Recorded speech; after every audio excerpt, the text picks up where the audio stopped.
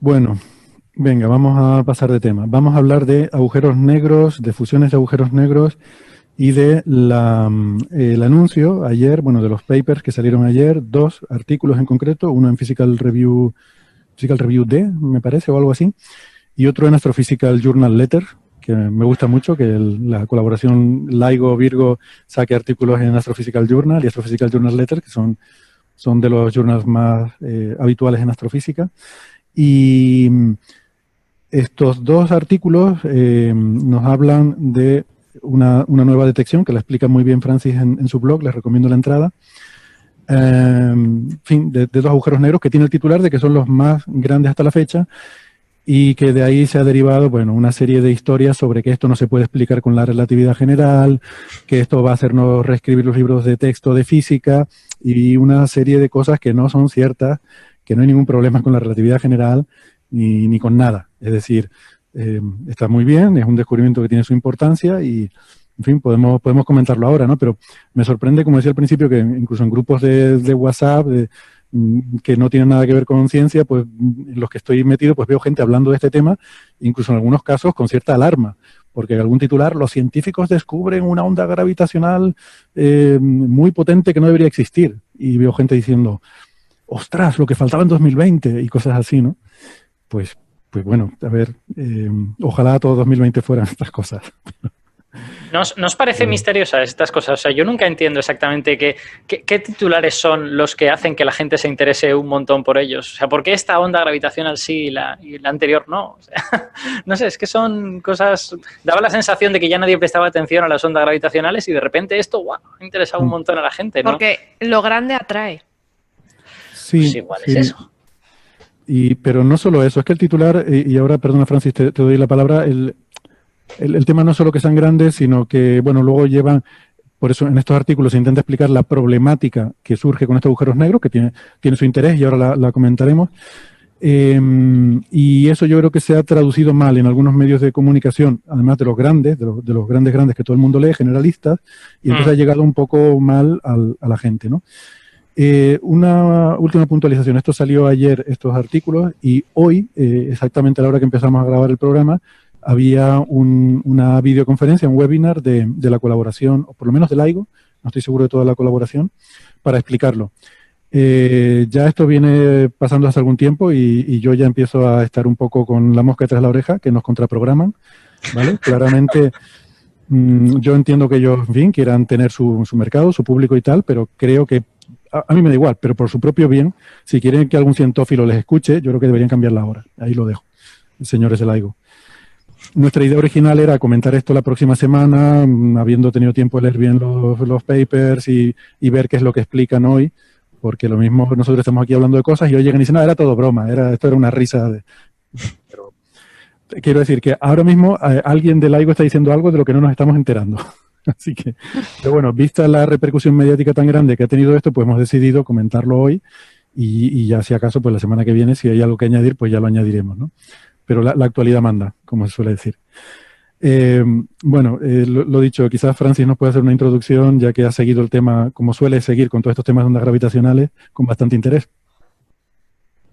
Bueno, esta es una señal que, como sabéis, el LIGO Virgo, el LIGO son dos detectores en Estados Unidos, en Hanford y Livingston, y Virgo es un detector que está en Italia, más o menos en el centro de Italia. En el O3, en la tercera tanda de toma de datos, han estado funcionando los dos LIGO y Virgo desde aproximadamente abril del año 2019 y iba a ser en principio hasta abril del año 2020 y en principio Kagra, el detector japonés, se iba a incorporar entre marzo y abril y si se incorporaba y funcionaba bien, se iba a extender este run hasta junio. Obviamente con la COVID pues ha habido que cortarlo a finales de marzo y Kagra solo ha podido tomar datos un poquito parte del mes de marzo. Entonces, prácticamente este run es de esos tres detectores, de los dos LIGO y de Virgo. Ellos han detectado muchísimas señales, más de 50 señales candidatas. Cuando se detectan las candidatas, se ofrece información sobre el lugar del cielo donde se ha observado la señal, para que la gente que tiene telescopios y pueda hacer un seguimiento electromagnético de la señal o incluso con neutrinos pueda buscar algún tipo de contraparte electromagnética. En esta señal concreta, esta señal que se publicó ayer, es una señal que como candidata se llamaba S190521G. El día 21 de mayo de 2019 se observaron dos señales separadas unas 5 horas, la G y la R. Esta era la G, era la segunda. Esta señal es una señal curiosa porque hace 2 o 3 meses se publicó una posible contraparte electromagnética.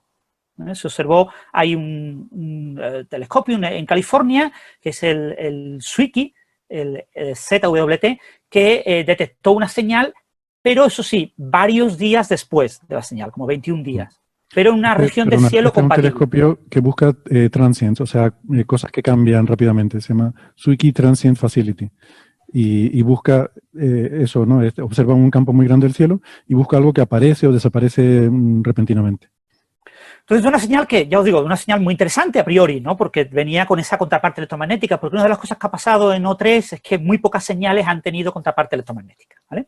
Entonces, prácticamente esta y poco más. O sea, entonces, eso es una cosa que nos da muchísima información, ¿no?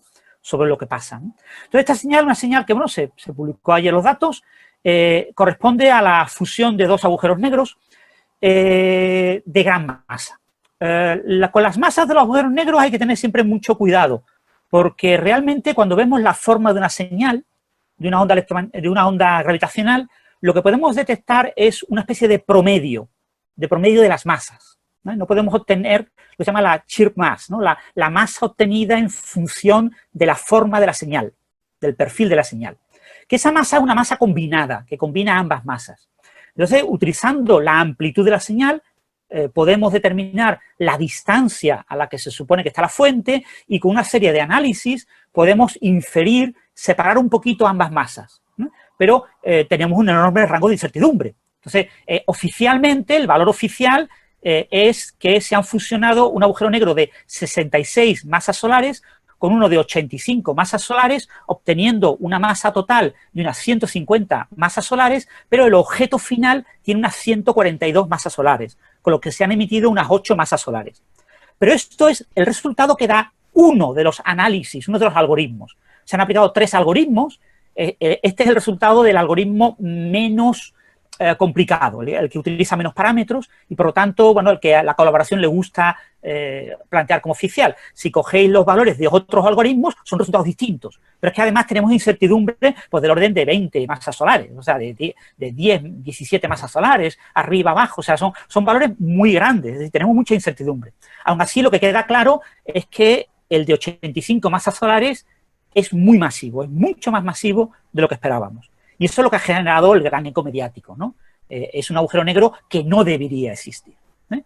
Pero yo me gustaría recalcar un punto muy importante, eso de no debería existir. La primera onda gravitacional que se observó no debería existir. ¿Por qué? Porque se suponía que los agujeros negros tenían una masa de hasta 20 masas solares. Se pensaba que no existían agujeros negros astrofísicos con masa por encima de 20 masas solares y que si existía alguno era extremadamente excepcional. Por eso, el primer run de LIGO, de los dos detectores de LIGO, solo esperaba detectar fusiones de neutrones, de estrellas de neutrones. Nunca se esperaban detectar funciones de agujeros negros, porque tenía muy mala sensibilidad para agujeros negros de baja masa. Y sin embargo, se observó un agujero negro de unas 30 masas solares fusionándose con uno de 35 masas solares. Y eso, en aquel momento, en febrero de 2016, se vendió. Hemos detectado 2 agujeros negros que no deberían existir. Pero lo hemos detectado. ¡Qué curioso! Fíjate el gran avance de la astronomía de ondas gravitacionales, detectar lo que no debería de existir, porque no lo esperábamos, no esperábamos esa señal. Lo que pasa es que esa señal es fácil de entender. Y bueno, hoy entendemos relativamente bien cómo se pudo formar ese sistema de 2 agujeros negros, porque hemos entendido bien que hay sistemas binarios de estrellas en las que una estrella explota como supernova y la otra se mantiene en el sistema binario. Sobrevive a esa explosión y más tarde puede explotar y generar un sistema binario de agujeros negros, porque la probabilidad de que se formaran este tipo de sistema binario con tanta masa era extremadamente baja. ¿Qué pasó, por ejemplo? La clave, Francis, creo que lo que debería existir no eran esos agujeros negros individualmente, sino el sistema binario. O sea, que hubiera 2 agujeros negros con esas masas era lo que era no sé, extraño. Inusual, ¿no? Inusual. Bueno, y recordad que no existía, nunca se había observado un sistema binario, una estrella con un agujero negro con una masa tan grande.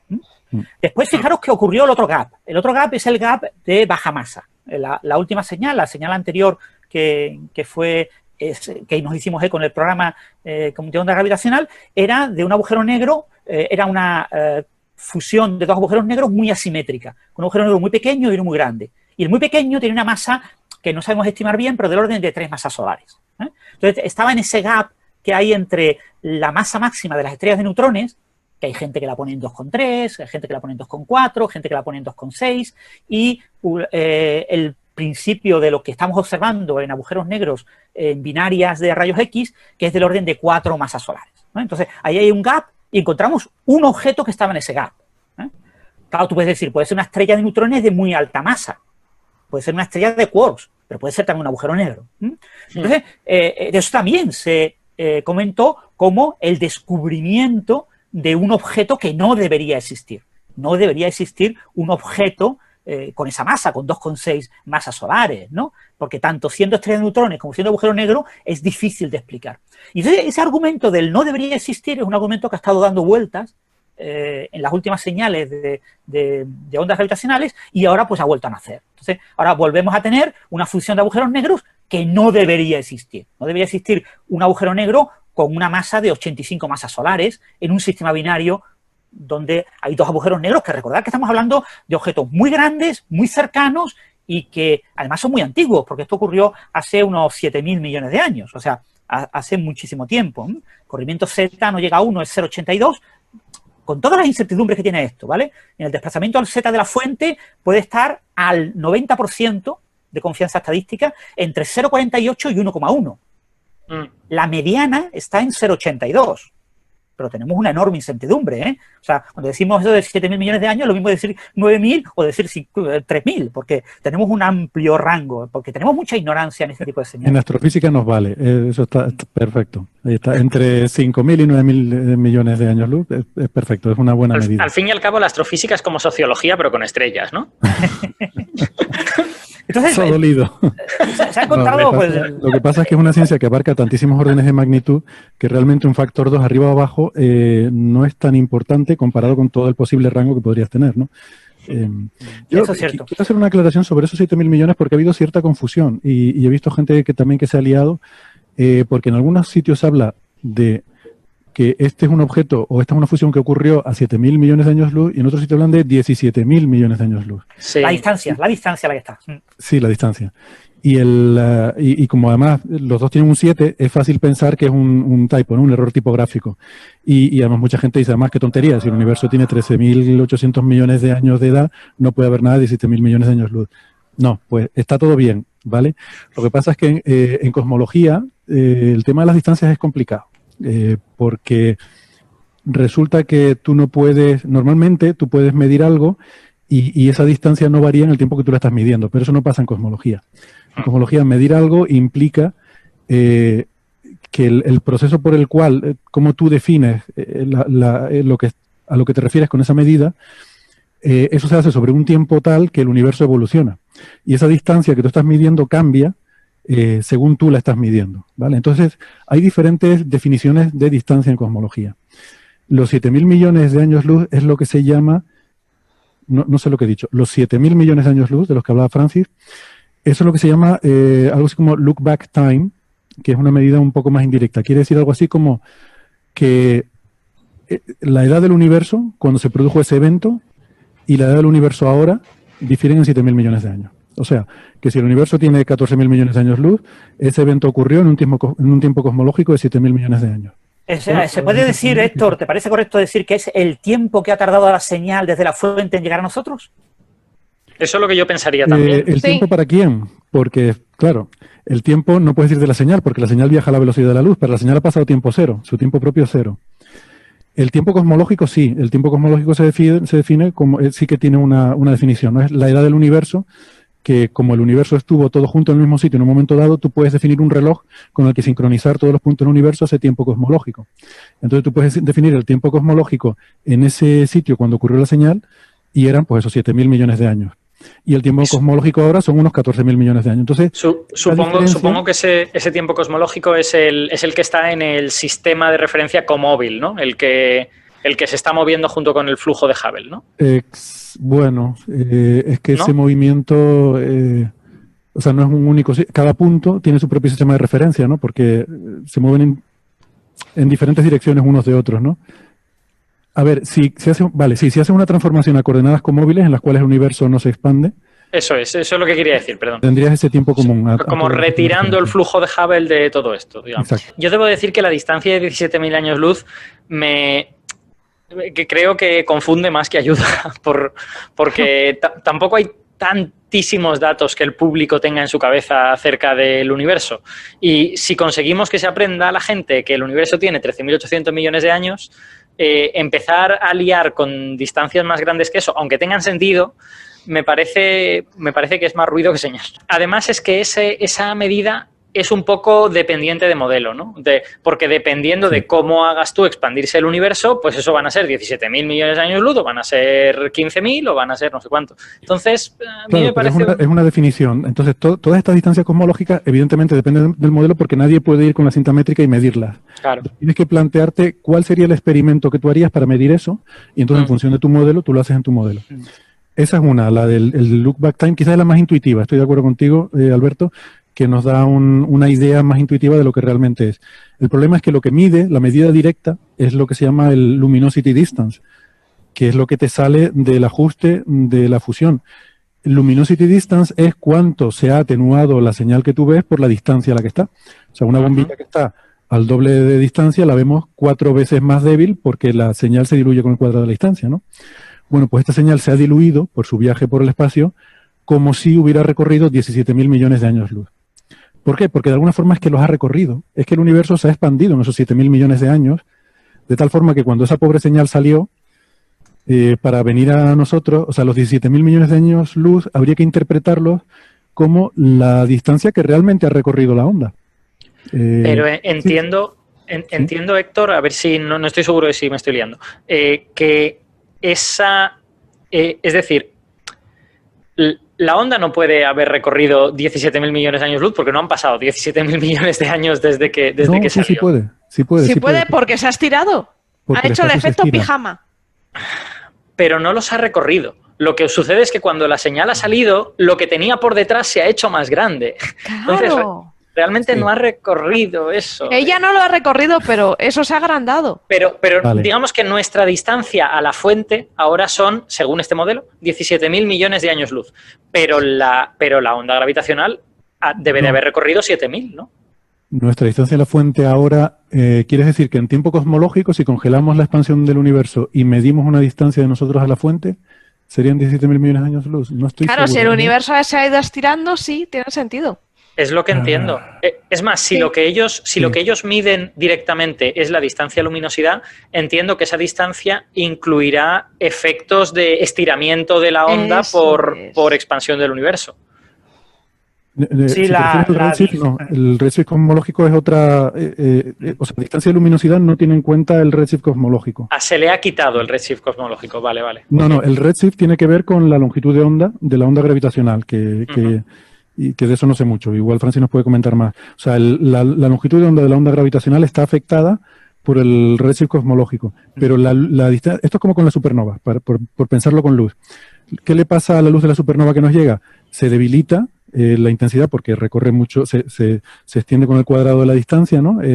Se debilita por la distancia que hay, pero también se enrojece. ¿Vale? Sí. Entonces son dos cosas distintas. Una es el corrimiento al rojo y otra es la distancia de luminosidad, quiere decir simplemente el brillo que te llega de la onda, que el brillo no depende de que se haya enrojecido la señal o no. Cuánto se ha debilitado el brillo por la ley del cuadrado de la distancia, ¿no? Porque es como recorre una esfera que va aumentando de radio según la onda se va expandiendo. O sea, intuitivamente diría que sí es cierto lo que tú dices, que es la distancia a la fuente ahora, pero con estas cosas de cosmología suele ser contraintuitivo o sea, te voy a decir, vale, quizás sí, es lo que tú dices, pero no te lo aseguro. Habría que mirar un poco el detalle. Ahora mismo yo tampoco estoy seguro, porque si efectivamente es una cosa que depende de la amplitud de la onda, efectivamente parece que la amplitud de la onda, lo alta que es la onda, sea solo sensible a la distancia que ha recorrido esa onda. Pero obviamente no ha recorrido 17.000 millones de años luz porque no ha tenido tiempo. Pero... Bueno, vale, sí, es como si tú vas en un, imagínate, vas en un Imagínate en un coche sobre una goma. Y la goma, mientras tú estás avanzando, la parte que vas dejando detrás se la van estirando. Sí. Claro, pero esa parte es una parte que tú no recorres. Tú no has recorrido, claro. Pero realmente la fuente está a esa distancia ahora. Si tú cortas el tiempo, tú dices, ostras, lo que ha corrido este hombre. Y no, él no ha corrido, pero su fuente se ha quedado muy atrás. Pero el frente de onda sí ha tenido que... Bueno, vale, vamos a no liarlo más. El efecto goma. Vamos a decir que en principio puede ser que, como decía Alberto, esos 17.000 millones de años pueden ser la distancia que hay entre nosotros y dónde está ahora la fuente. Con ciertas reservas, porque no siendo cosmólogo me cuesta pensar en estas cosas y igual hay una sutileza que se me está escapando. Pero esto es lo que pasa cuando los papers salen un miércoles, que es que no da tiempo a estudiárselos. Y Francis apuntaba en su blog que cuando hablabas de los 17.000 millones de años decía, ojo, recuerde que el universo observable tiene 40.000 millones de años luz de radio. O sea, eso quiere decir que este tipo de distancia de 17.000 millones de años, que nos puede parecer sorprendente porque es mayor que los 14.000 millones de años que tiene el universo de edad, eso lo podemos estirar hasta 40.000 millones, que es el radio del universo lo observable. que estira el universo, Sí, estira, más que un quinceañero, o sea, sí. A mí me gustaría hacer una consideración cuñadístico-cosmológica, pero no sé si tenemos que irnos a la pausa para las radios. Vale, la pregunta es que es una buena pregunta. Te la comento también, Francis, para que tú también la tengas. La pregunta es que ¿qué usamos de referencia con eso de que la señal disminuye con el cuadrado de la distancia, al igual que ocurre con la luz y se ve en fotografía, por ejemplo? Que ¿cuál es la referencia para saber cuál era el brillo original y saber cuánto se ha atenuado por el paso con la distancia, ¿no? Y en este caso es porque saben por los modelos, sabemos las masas de los agujeros negros por la forma de la señal y eso nos dice cuánto debió ser la emisión original. Entonces, sabes cuánto es la emisión original, sabes cuánto es la que te ha llegado, pues sabes cuánto se ha atenuado. Es así, ¿verdad, Francis? ¿Quieres añadir algo? Sí, básicamente. O sea, tú en el detector tienes una amplitud, entonces, y tienes una forma. La forma te dice qué tipo de señal es. De hecho, la amplitud de esta onda gravitacional es un poco extraña, y si quieres ahora lo comentamos después en directo, pero a partir de esa amplitud tú sacas las masas que tienen que haber salido y en general lo que sacas básicamente lo más directo es lo que se llama la masa combinada, una especie de valor único de masa asociado a la señal, y ese único valor de masa, dada la amplitud que tú has detectado en el detector, te permite saber la distancia, te permite estimar la distancia a la que ocurre eso, ¿no? Porque esa cantidad de masa implica que este evento, caracterizado de un cierto tipo, es decir, tú ya sabes que asumes que es la fusión de dos agujeros negros en órbitas más o menos circulares, sin precesión, etcétera, bajo una serie de hipótesis, eso te permite calcular la distancia, ¿no? A partir de la amplitud. Pero tienes que saber qué es lo que estás viendo. Porque si lo que estás viendo fuera otra cosa, ese cálculo de la distancia sería equivocado. Y lo que estás viendo, pues depende de muchísimos parámetros, porque si no consideras la precesión de los momentos angulares de los agujeros negros y del sistema binario, pues tienes algo así como 12 parámetros. Pero si consideras precesión, puedes llegar a 15, 16 parámetros. Entonces, tienen diferentes modelos y los diferentes modelos dan diferentes valores de distancia, ¿vale? O sea, no pensemos que esto es una cosa que se hace de un único valor. Lo que pasa es que oficialmente se selecciona uno de los resultados y se considera que es el resultado oficial con el que se va a divulgar la señal. Pero básicamente se calcula a partir de eso. Tú conoces la amplitud en el receptor y conoces el tipo de objetos, qué luminosidad, es una especie de candela. Por ser este tipo de objeto con un parámetro de masa combinada determinado, pues tiene que haber generado una luminosidad concreta. Entonces comparas ambas luminosidades y a partir de ahí sacas la distancia. Muy bien, gracias por seguirnos acompañando y yo me quedé intrigado con esa reflexión de cuñado cosmológico que quería hacer Alberto. A ver, mi reflexión es la siguiente. Quiero decir, a mí me parece bien que cojamos, o sea, claro, como no me va a parecer bien, o sea, a ver si voy yo ahora a decirle a la gente lo que tiene que hacer, que cojamos el modelo cosmológico y digamos estas cosas de que ahora mismo el universo observable tiene 40.000 millones de años luz. Pero como realmente nosotros no estamos viendo lo que está sucediendo ahí, tengo la sensación de que estamos hablando de una entelequia. O sea, tengo la sensación de que no estamos hablando de algo completamente físico. De la misma manera, o sea, en mi cabeza es un problema similar al de la simultaneidad. O sea, nosotros podemos hablar ahora mismo de lo que está ocurriendo ahora en la galaxia de Andrómeda, pero lo que está ocurriendo ahora en la galaxia de Andrómeda no lo veremos hasta dentro de 2 millones y pico de años. Entonces, quiero decir, me parece un buen ejercicio intelectual, pero no estoy seguro de si es física al 100%, ¿no? Hay como muchas cosas dependientes de modelo en esas afirmaciones. Sí, yo creo que es al revés. Yo creo que es intentar dar una respuesta intuitiva que necesitamos en nuestro cerebro, porque necesitamos trabajar con un tiempo absoluto, pero en realidad sabemos que el tiempo no es absoluto, claro, y que cada sistema de referencia tiene su propio reloj. Y como tú dices, no existen las simultaneidades. Entonces, el propio concepto de ahora mismo tiene mucho sentido. Y por eso yo hice la matización de que existe lo del tiempo cosmológico porque tenemos la fortuna de que el universo en un momento dado estuvo en un punto muy pequeñito, en una región muy pequeña, y eso nos permite poner un reloj que es común a todos, ¿no? Porque cada punto del espacio tiene su reloj independiente. Entonces, podemos poner un reloj en ese momento en el que el universo estaba todo junto, y eso nos permite definir un ahora cosmológico. Pero si eso no hubiera sido así, no podríamos decir ahora, no tendría sentido físico, ¿no? Es decir, o sea, habría un ahora aquí, pero como dices tú, el ahora en la galaxia de Andrómeda no tendría nada que ver.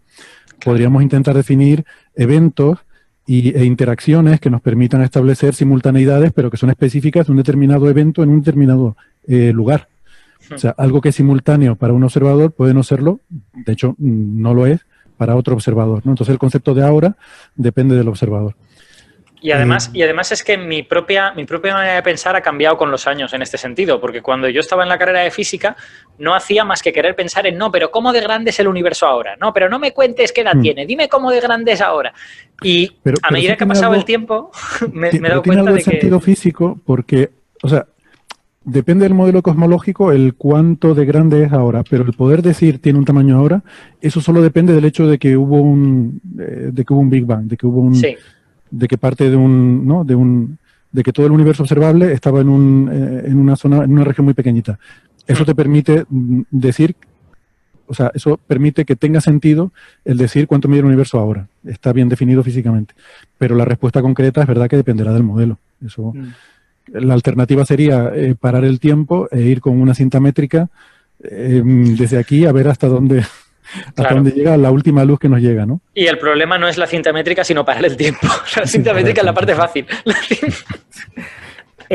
Un tema importante que hay que recordar, estas distancias de luminosidad o calculadas o estimadas por luminosidad se han calculado utilizando el modelo cosmológico estándar de Planck 2018, ¿vale? Con una constante de Hubble, que es un parámetro importante, el parámetro de Hubble en el tiempo actual, de alrededor de 67 y pico kilómetros por megaparsec por segundo, ¿vale? No es el valor, ese problema que tenemos, el problema de la constante cosmológica, aquí no se ha tenido en cuenta, ¿vale? O sea, si se usara un valor cosmológico intermedio de la constante de Hubble o el valor que se ve con candelas astrofísicas, se hubiera obtenido una distancia también ligeramente diferente, ¿no? Pero me da la impresión de que el error en la distancia es bastante mayor que esa... Claro. Que esa variación, ¿no? De usar un modelo u otro. Y después un punto importante a recordar eso. El LIGO ahora mismo está usando varios modelos para estimar los parámetros de las ondas gravitacionales. Son modelos que no solo difieren en que lo han desarrollado gente diferente, personas diferentes, de manera independiente, con objeto de que no haya sesgos, sino que además utilizan parámetros específicos, es decir, unos tienen en cuenta ciertos efectos y otros no tienen en cuenta otros efectos, ¿no? Por ejemplo, un efecto muy importante es si hay precesión del momento angular, del spin del sistema binario y de cada uno de los agujeros negros, ¿no? Hay modelos con precesión que tienen en cuenta efectos de la precesión post-newtonianos o efectos completamente de relatividad numérica. Y hay modelos sin precesión, ¿no? Entonces, estos modelos difieren. O sea, para la misma onda observada por esos tres observatorios de ondas gravitacionales, los dos LIGO y Virgo, obtienes parámetros distintos, ¿no? En el artículo que se ha publicado en la revista de Astrophysical Journal Letters, ahí tenéis una tabla con 3 de estos modelos y veis que los valores difieren claramente, ¿vale? Entonces, no solo es que cada parámetro tiene un intervalo de error importante, sino que diferentes modelos te mueven estos parámetros, ¿eh? Y entonces lo que pasa es que la colaboración LIGO, en el artículo publicado en The Physical Review Letters, ya decidieron eso después de que varios análisis de la primera onda gravitacional, la del GW 15914, hubo varios artículos posteriores que con mejores algoritmos cambiaron los datos originales, ¿no? Y hubo una discusión al respecto de qué eran más fiables, los valores que sabemos que son más fiables o los valores primeros, que por tener valor histórico han aparecido en prensa y deben de mantenerse históricamente en los libros de textos de ciencia, ¿no? Entonces se llegó a la conclusión de que era mejor mantener los valores originales, es decir, que los valores que se publicaron originalmente deben de ser los valores oficiales y que no deben de ser sustituidos por los nuevos valores, aunque los nuevos algoritmos impliquen un menor error y una mayor confianza estadística en esos valores, ¿no? Yo sé que esto es un poco frívolo, pero entonces, venga, cojamos de Radio de la Tierra el que calculó Eratosthenes. ¿Por qué no? ¿Qué puede salir mal? Te quiero decir, la colaboración publicó el artículo y se hizo eco de unos valores concretos, y entonces tú lo que puedes criticarles es que un año y medio más tarde desarrollen mejores algoritmos y tengan... Por ejemplo, en esta señal que hemos observado ahora, de la que estamos hablando, uno de los grandes problemas que tiene esta señal es que solamente hemos visto la parte final de la señal, ¿vale? O sea, cuando tenemos dos agujeros negros dando vueltas uno alrededor de otro, tenemos una señal, una onda gravitacional que va creciendo de frecuencia. Su frecuencia es el famoso chirp, ¿no? Tienes una frecuencia más baja, va subiendo la frecuencia, hay un pico de frecuencia cuando se han fusionado los dos agujeros negros y forman un objeto que realmente no es un agujero negro, es un objeto muy exótico, una topología compleja, que se suele llamar Merger. La topología depende de las masas de los objetos, si son más o menos parecidas, si son diferentes, etcétera, pero que en algunos momentos incluso puede llegar a tener agujeros, puede ser más parecido a una especie de anillo, más que a lo que es estrictamente un agujero negro. Pero el anillo es un horizonte de sucesos, o sea, quiero decir, claro, es realmente exótico. Es una cosa exótica y es una cosa completamente inestable, ¿vale? O sea, es un transitorio, es un objeto transitorio que por lo tanto tiene una topología y una geometría muy compleja, y ese objeto rápidamente decae en un agujero negro que al decaer vibra y se relaja la vibración, y eso es el ring down, ¿no? Entonces tienes spiraling, el merger y el ring down. Aquí lo que hemos observado es solamente el merger y el ring down. Y además lo hemos observado con una señal prácticamente simétrica. Es muy parecido a lo que hemos observado en el... ¿El spiraling no se ha observado? No. Uh-huh. Entonces, eso complica mucho el análisis de esta señal, porque los modelos que tenemos ahora mismo son modelos para señales de este tipo, para señales con spiraling, merger y ring down.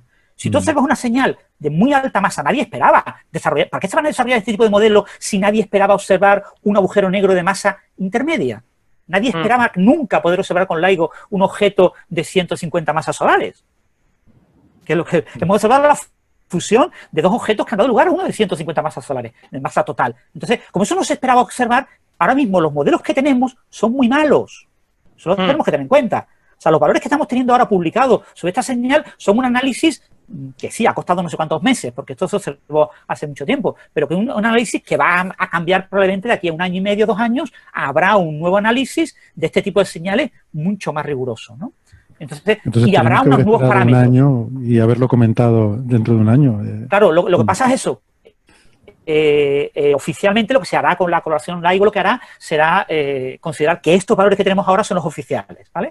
Y los nuevos valores más precisos, cuando se entienda mejor la señal, nos cambiarán mucho de las cosas. Entonces, parte del exotismo de esta señal es debido a eso, a que ha sido analizada con algoritmos que no estaban preparados para analizar este tipo de señal concreta. Pero nos parece... Perdona. No, tírale. ¿No? Bueno, ¿no les parece que esto que está diciendo Francis, que a mí me tiene totalmente ojiplático, de mantener los valores del primer análisis, aunque haya otros más refinados, ¿no les suena que es la versión científica del sostenella no enmendalla? Sí, no sé, son decisiones un poco raras. Yo no la entiendo, francamente, pero bueno. Pero bueno, que hay que recordar una cosa, que es que esto parece una tontería. ¿Y por qué no desarrollan los algoritmos? Porque desarrollar estos nuevos algoritmos para ese tipo de circunstancias requiere años de trabajo, ¿vale? Tesis doctorales, ¿vale? O sea, que no estamos hablando de una cosa que tú digas, bueno, retrasamos la señal durante 5 años, ¿no? Para poder hacer un par de tesis doctorales y que tengamos esos algoritmos, que no podemos hacerlo, ¿verdad? Esto hay que publicarlo. Hay que publicar ese tipo de señales, ¿no? Sí. Y hay que publicarlas con rueda de prensa y con una explicación de, mira, que es que lo que tenemos es una cosa que en ciertas cosas es extraña, ¿no? De todas formas, ¿tú crees que esto pone en cuestión lo que se ha publicado, por lo menos las masas de los agujeros negros que se fusionan? No, en principio no va a cambiar mucho. Sólido, ¿no? No va a cambiar mucho. puede cambiar algo, pero eso, dentro siempre de los márgenes de error. Los márgenes de error son enormes, ¿eh? O sea, entonces... De todas maneras, la reflexión que yo os quería hacer es que a mí me parece bonito esto que está haciendo en la colaboración LIGO, Virgo y los observatorios de ondas gravitacionales en general, porque estamos en el siglo XXI, en un momento en el que la ciencia es de muchísima precisión, muchos de los efectos grandes, gordos, ya se han visto y ahora la ciencia se hace pues yendo a efectos muy pequeñitos, muy sutiles, que hay que interpretar, que no son evidentes. Entonces, que de repente un experimento te diga, mira, hemos descubierto un objeto fuera del rango de lo esperado. Y no es una cosa pequeñita que veníamos sospechando desde hace 10 años y que hemos ido confirmando con 40 experimentos más, sino que de repente eso aparece delante de nuestros ojos. A mí me parece muy bonito, ¿no? Es como la ciencia de antes. Bueno, que la ciencia ahora también es así, pero la ciencia ahora es como más sutil, ¿no? Y hay muchos descubrimientos que se cocinan durante muchísimos años. Cuando abres una nueva ventana, ¿no? Cuando abres una nueva ventana observacional, que fue lo que pasó con las ondas gravitacionales, de repente empieza a poder hacer estas cosas que te da igual un factor 2 arriba o abajo. Esto es un pepinazo de descubrimiento porque aquí hay un agujero negro súper gordo. Que serán 85 masas solares o serán 70 o serán 90. Me da igual, pero que sean dentro de todo ese nivel es algo sorprendente. Y si quieres podemos empezar ahora, Francis, a discutir, que todavía no lo hemos dicho, por qué no se esperaban agujeros negros en este rango. En principio, no es que sea tampoco una cosa disparatada, el punto clave aquí, ¿no? Estos agujeros negros, sobre todo este de 85 masas solares, que no debería existir. Exactamente, es una cosa que tú sabes más que yo, porque es un tema de física estelar, ¿no? Pero básicamente lo que nos dicen los modelos de formación de agujeros negros es que muchos de ellos se producen por el colapso de una estrella, ¿no? Tienes una estrella muy grande, la gravedad está en equilibrio con la presión de radiación, y bueno, hay un cierto momento en el que se acaba el combustible y hay una explosión de supernova y bueno, si el núcleo de la estrella es suficientemente grande, pues en lugar de producirse una estrella de neutrones, se produce un agujero negro, ¿no? Este modelo de formación de agujeros negros es un modelo que tiene un problema cuando la temperatura del núcleo es demasiado elevada. Cuando la temperatura del núcleo de helio de la estrella supera el límite suficiente para que los fotones que se producen tengan una energía mayor que la necesaria para producir un par electrón-positrón, se producen pares de electrón-positrón.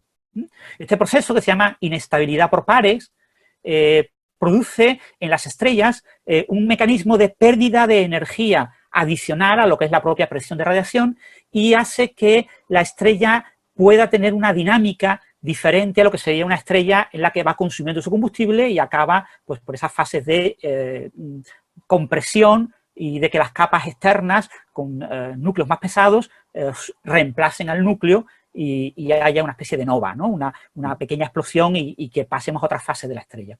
Cuando la estrella tiene... Por añadir una cosa, quizás para que la gente entienda esto un poco mejor, esto es debido a que la presión de radiación, aunque parezca mentira, es algo muy importante para sostener estas estrellas tan masivas. El peso de las capas exteriores no se mantiene solo por la presión del gas, sino que es mucho más importante la presión que ejercen los fotones. O sea, la propia luz que se produce es tan energética, son rayos, estamos hablando de rayos gamma, aquí no estamos hablando de luz visible. Son tan energéticos que son el principal contribuyente a sostener la estrella, ¿no? Entonces, cuando desaparecen algunos de esos, porque lo que acaba de explicar Francis, que de vez en cuando algunos de ellos se convierten espontáneamente en un par electrón-positrón, pues tienes menos fotones y entonces eso hace que se pierda el equilibrio y pegue una bajona, ¿no? La estrella al desaparecer ese equilibrio. Pero claro, al pegar esa bajona, entonces se calienta más el núcleo, eso hace que la temperatura suba, eso hace que se produzcan más de estos pares, total, que se produce una inestabilidad, que es esa inestabilidad de pares a la que aludía Francis. Sí, para núcleos de helio con masas, esto siempre tiene cierta incertidumbre, pero pongamos entre 30 masas solares y unos 60, 65 masas solares, lo que ocurre es un proceso de pulsación, una inestabilidad pulsante. Eso son masa del núcleo, no masa de la estrella. Masa del núcleo de helio de la estrella. La estrella tiene que tener por encima de 100 masas solares o así. Entonces, la estrella va pulsando. Pierde presión de radiación, con lo que se comprime, se calienta, produce más presión, y entonces tienes un proceso en el que vas perdiendo capas externas de materia. las capas más externas de materia, por conservación del momento lineal, pues acaban siendo expulsadas, ¿no? Y tienes una estrella pulsante parecida, que parece una cefeida, pero claro, esto es una estrella muy, muy diferente, ¿no? En cuanto a su masa. Lo que pasa es que por encima de 65 masas solares, entre 65, 120, 130, 135 masas solares, para el núcleo de helio de la estrella, no ocurre este proceso pulsante, sino que ocurre un proceso en el que pierdes una enorme cantidad. El equilibrio de momento lineal entre el núcleo y las capas externas hace que expulses una enorme cantidad de materia en las capas externas y entonces lo que te queda es un núcleo con una masa muy inferior. Y entonces pierdes parte de la masa del núcleo, con lo que acabas teniendo una estrella que ha perdido una enorme cantidad de masa y por lo tanto no puede dar lugar a un agujero negro cuando explote como supernova, porque este es un proceso cíclico que ocurre en varias etapas, pero la última etapa ya es una explosión de supernova, pues no puede dar lugar a un agujero negro de tanta masa. Entonces, este es el modelo de inestabilidad por producción de pares que genera un gap, que genera un rango de masas en las que no se pueden formar agujeros negros por explosión de supernova. Y ese rango de masas se estima que es del orden de 60, 65 masas solares hasta del orden de 130, 135 masas solares. Hay un intervalo que es entre 35, 40 y 60, 65 masas solares en el que no tenemos ni idea, depende del modelo numérico, de modelos numéricos. Eso está poco estudiado, ¿vale? O sea, este es un problema que como no se esperaba que fuéramos a observar este tipo de agujeros negros, hay pocos estudios de relatividad numérica de este tipo de fenómeno y este tipo de fenómeno lo entenderemos mucho mejor en los próximos años, cuando haya mucho esfuerzo por entender esta señal. Pero ese fenómeno nos dice que no se pueden producir agujeros negros de masas entre el orden de, pongamos, 60 masas solares o 65 masas solares y unas 130, 35 masas solares. Y hemos observado uno de 66, que bueno, puede estar en el borde bajo, y uno de 85, que claramente está en medio. Por lo tanto, ese agujero negro de 85 masas solares no se puede haber producido por una explosión de supernova, por una gran estrella que ha explotado como supernova y su núcleo ha generado el agujero negro. Se tiene que haber producido por otro mecanismo. Y eso es lo que genera esos titulares de este agujero negro no puede existir.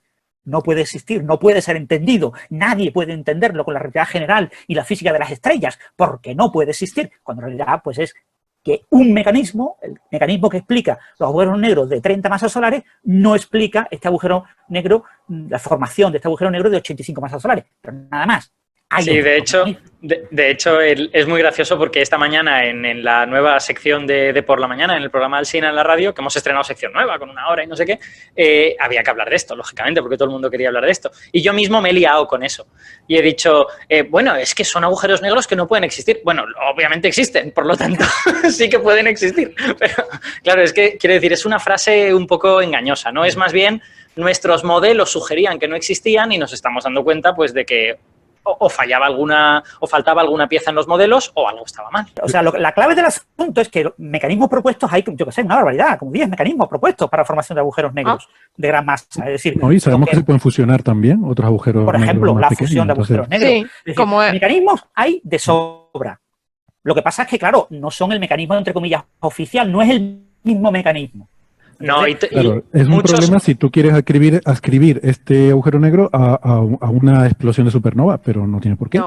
Pero no es tan sencillo como eso, porque algunos de esos mecanismos, a mí me consta, por ejemplo, del de que sea esto una fusión secundaria, estaban de alguna manera desfavorecidos, porque si estos agujeros negros ya vienen de fusiones anteriores, mucha gente se había hecho una especie de estimaciones de cuántos agujeros negros hay y pensaba que esto era improbable, que tenía que ocurrir muy pocas veces, porque no hay como rebaños de agujeros negros donde estén todos juntitos. Pues a lo mejor, si estos son fusiones secundarias, igual es que sí existen entornos en donde es más probable una fusión primaria y, por lo tanto, una fusión secundaria tiene una probabilidad razonable. Bueno, o que en la época, claro, en la época en que estos agujeros negros se fusionaron, a lo mejor estaban más juntos. Esa es otra, porque claro, son objetos muy antiguos. Es posible que lo que vemos en las galaxias a día de hoy no sea representativo de esa población. Eso también es posible. O sea, aquí tenemos 2 puntos importantes. El primero es la estimación de la cantidad de fusiones, ¿no? Si este es un agujero negro de segunda generación, es decir, si 2 agujeros negros se fusionaron de menor masa, se fusionaron para dar lugar a este agujero negro de 85 masas solares y, por lo tanto, este agujero negro es de segunda generación, si ha habido tiempo suficiente para que ocurriera eso, ¿no? Para que ocurriera que hubiera estrellas que en sistemas binarios ambas explotaran, dieran lugar a agujeros negros, que se fusionaran y dieran lugar a este agujero negro y que además hubiera cerca otro agujero negro de también gran masa. Entonces,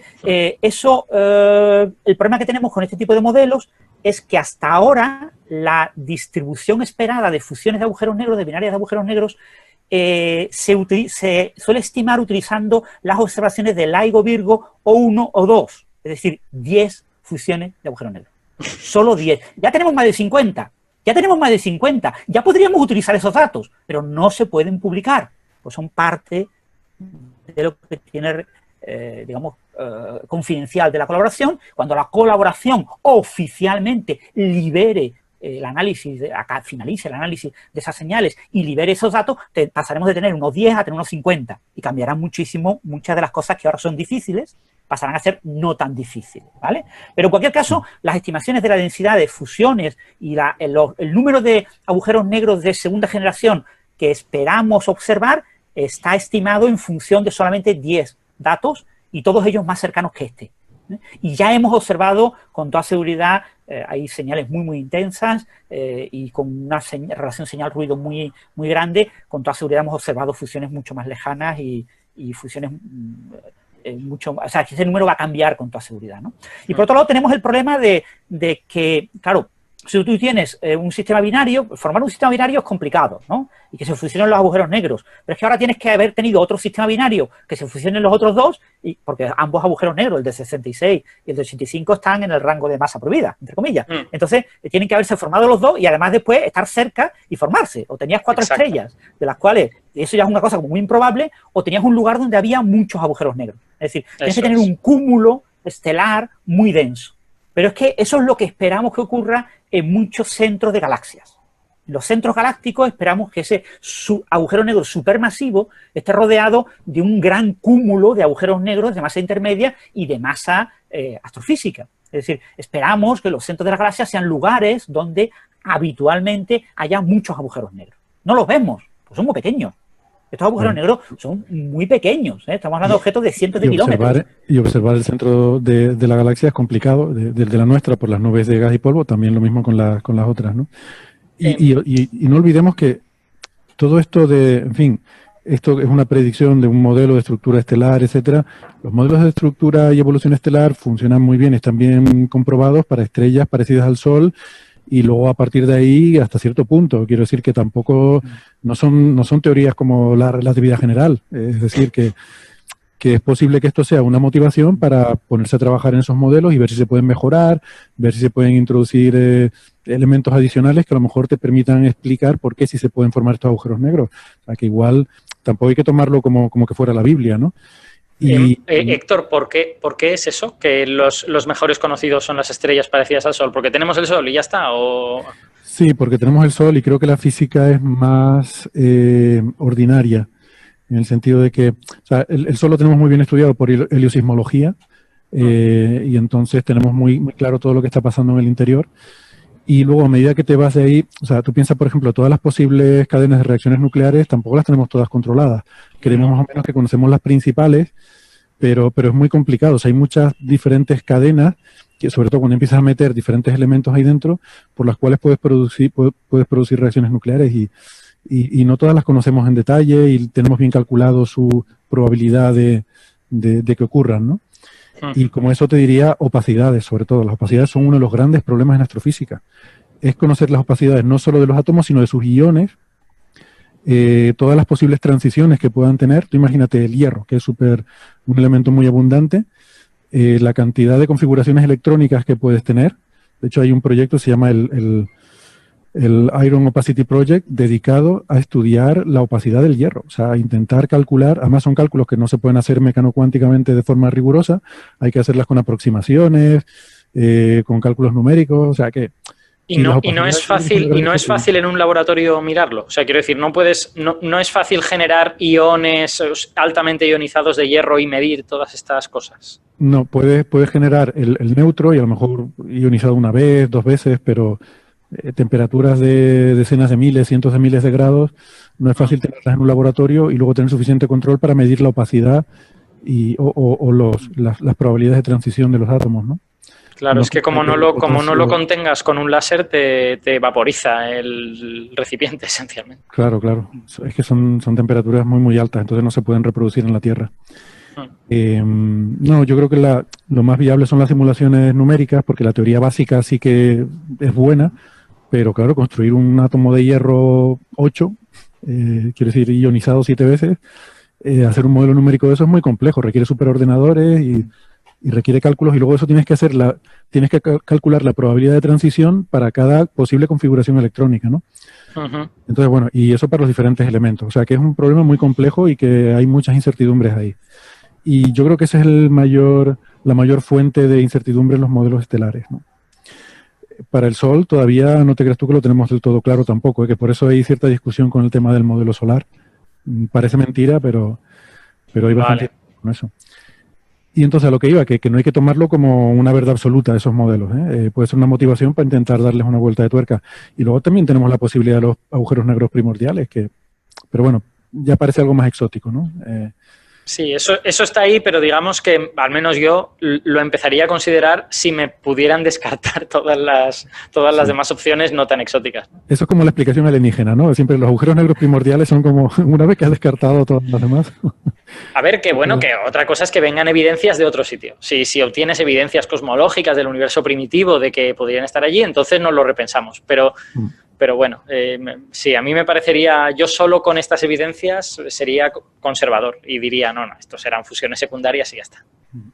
Sobre todo eso, recordar un punto importante, que es que lo que nos parecía exótico deja de ser exótico cuando ocurre muchas veces, ¿no? En el momento en el que tengamos 40 señales como esta, que eso ocurrirá dentro de menos de 5 años, ¿eh? Dentro de menos de 5 años tendremos 40 señales de fusiones de agujeros negros que lleven a agujeros negros de masa intermedia. Eso casi con toda seguridad. Esto ya no nos parecerá lo más normal del mundo y no tendremos tanto conflicto, ¿no?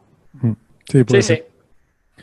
Yo, para acabar con este tema, me gustaría hacer una reflexión, ¿no? Que la planteaba Francis en su blog y la verdad es que cuando lo piensas se te explota la cabeza, que es el intentar imaginar estos objetos de 300 kilómetros de diámetro o algo así, rotando... Sí, imaginaros un agujero negro de 390 kilómetros de diámetro, que ya hay que imaginarse lo que es como de Málaga a Madrid, ¿no? Aproximadamente a cientos de kilómetros de otro agujero negro de unos 500 kilómetros de diámetro, rotando en espiral alrededor uno del otro, a una velocidad pues por encima del 20% de la velocidad de la luz en el vacío. Están a una distancia muy, muy cortita, 100, 200 kilómetros, no más. Y están rotando esos dos enormes objetos rápidamente, en menos de una décima de segundo, se tocan y se fusionan en un único objeto, que obviamente es un objeto como una especie como de objeto con dos cabezas, ¿no? Con dos huecos que rápidamente se deforma muchísimo, rota a una velocidad cercana, en menos de una décima de segundo, alcanza una velocidad de rotación equivalente al 70% de la velocidad de la luz en el vacío, y ese objeto se pone a vibrar y se decae en un agujero negro que tiene pues, un diámetro del orden de 840 kilómetros. Uno de los grandes divulgadores le llamaba el beso gravitacional, ¿no? Se dan un beso ambos agujeros negros, ¿no? Pero imaginar eso, estamos hablando de objetos de cientos de kilómetros rotando a velocidades muy cercanas a la velocidad de la luz y dando como el resultado es un agujero negro de eso de 840 kilómetros de diámetro que rota al 70%, al 72% así, de la velocidad de la luz en el vacío. Es su horizonte, los puntos Increíble. de su horizonte. Y todo eso ocurre en menos de una décima de segundo. Y eso es lo único que hemos podido observar, ¿no? Y eso ha ocurrido, claro, eso en cambio en frecuencia es muy bajo, porque la señal que se ha observado cambia la frecuencia muy poquito. Hemos observado 4 ciclos, solo 4 ondas, nada. Y va entre lo que parecen 40 hercios hasta aproximadamente 60 hercios. Es un cambio en frecuencia muy bajo. La primera onda gravitacional empezaba como en 50 hercios y acababa casi en 2000, 1800 o por ahí hercios, ¿no? Y es una señal que podíamos oír, ¿no? Es audible, sí. Pero aquí es o sea, una cosa grave, ¿no? Porque yo no sé pronunciar un sonido de 60 hercios, pero un sonido de 60 hercios que sale y ya está. O sea, es el sonido, no tiene más, no tiene un cambio en frecuencia, porque el cambio de frecuencia es muy pequeño, ¿no? Claro, esto es una cosa que cuando uno se lo imagina a escala astrofísica es terrible, ¿no? Y también imaginárselo desde el punto de vista del observador. Si tú estuvieras cerca en una nave espacial, cerca para verlo, con el rango de capacidad visual que tiene el humano, imagínate que estuviera de fondo pues el centro de la galaxia, ¿no? Que es una zona con una enorme cantidad de gas y que tuvieras esa fusión de agujeros negros delante, ¿no? Delante de ese fondo para que poder ver esa mancha, porque por efectos del lente gravitacional, el agujero negro pues te deforma el fondo, ¿no? Y ves una señal claramente distintiva. Eso lo podéis ver si buscáis en la web, podéis encontrar la imagen que daría un agujero negro colocado dentro de un fondo, pues como un gas, como una nube de gas, ¿no?